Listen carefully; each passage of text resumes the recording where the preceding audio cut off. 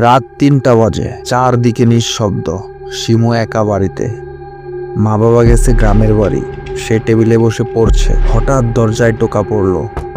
সে চমকে উঠে বলল, কে ওখানে? কিন্তু কোনো উত্তর নেই। সে ভয় পেয়ে দরজার নিচে তাকায়। ফাঁক দিয়ে দেখতে পায় দুটো কালো পা এক জায়গায় দাঁড়িয়ে আছে।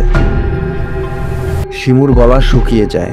সে চিৎকার করে ডাকতে চায়, কিন্তু মনে পড়ে সে একা বাড়িতে। তখনই আবার টোকা পড়ে, এবার জোরে, যেন কেউ রেগে গেছে। সে কাঁপতে কাঁপতে জানালার পাশে গিয়ে বাইরে তাকায়। কেউ নেই। ভয় আর কৌতূহলে দরজা খুলে দেয়। বারান্দায় কেউ নেই, কিন্তু মেঝের দিকে তাকিয়ে তার চোখ স্থির হয়ে যায়।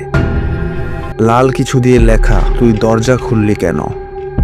শিমুর বুক ধক ধক করে। সে দৌড়ে ঘরে ফিরে দরজা বন্ধ করে। আবার পড়ার টেবিলের দিকে যায়, কিন্তু এবার টেবিলের চেয়ারে কেউ একজন বসে আছে। চুলে মুখ ঢেকে গেছে, কাপড় ভেজা। গলা থেকে আসছে অদ্ভুত কান্নার শব্দ।